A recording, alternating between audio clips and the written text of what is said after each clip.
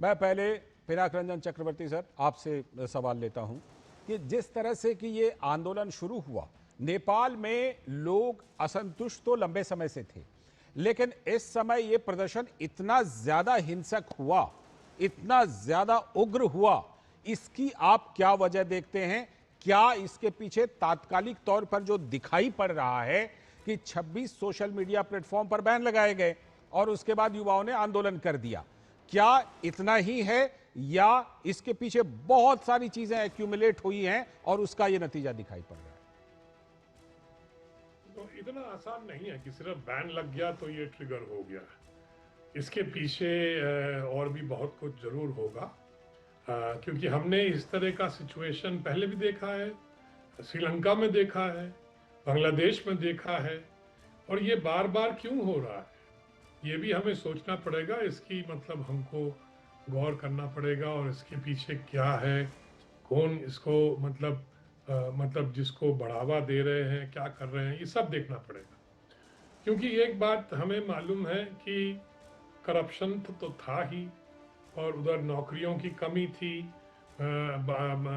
जो नेपाली यूथ है वो सब बाहर जा रहे थे, और आपको पता होगा रेमिटेंस जो है नेपालियों से जो आता है ऑलमोस्ट 1 मिलियन, वो उनका 38% ऑफ जीडीपी है।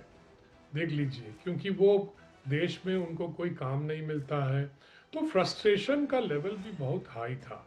तो जैसे जब जब इस तरह की चीज़ें होती हैं, ये एक अपॉर्चुनिटी क्रिएट करती है जो सत्ता को बदलने की, जिसको हम रेजीम चेंज कहते हैं, तो ये एक अपॉर्चुनिटी बनती है।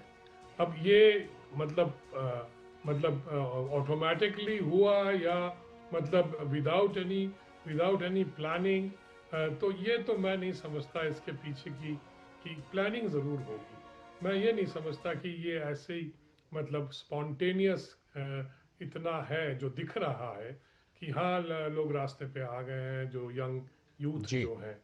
आपने देखा होगा कि ये जो सुप्रीम कोर्ट का उनका ऑर्डर था कि जो जिसकी वजह से ये जो वेस्टर्न डिजिटल प्लेटफॉर्म्स हैं, फेसबुक वगैरह वगैरह, ये बहुत अच्छा। एक चीज़ हमें भूलना नहीं चाहिए कि ये जो डिजिटल प्लेटफॉर्म्स हैं जो अमरीकी हैं, ये बहुत पावरफुल हैं। इनकी इनकी इनकी आमदनी एक कई देशों से ज़्यादा है जीडीपी से। तो इनका इन्फ्लुएंस भी काफ़ी है, और इस वो इन्फ्लुएंस करते भी हैं। तो इसलिए मुझे लगता है कि ये सब एक टॉक्सिक मिक्सचर लगता है मुझे, जिसकी वजह से ये हुआ है। और जो बैन जो था उसको हटा भी लिया गया। आपको मालूम होगा ये जो बड़े बड़े अमरीकी डिजिटल प्लेटफॉर्म्स हैं, ये टैक्स नहीं देते हैं, कमाते तो हैं, पर मेरे ख्याल में उसी वजह से। और ये जो नेपाल गवर्नमेंट का एक और जो मतलब एक शिकायत जो था कि ये लोग फूट डाल रहे हैं जी। सोशल मीडिया के माध्यम से, क्योंकि वहाँ कोई भी कुछ कह देता है, कुछ भी कुछ कह देता है, कोई कंट्रोल नहीं है।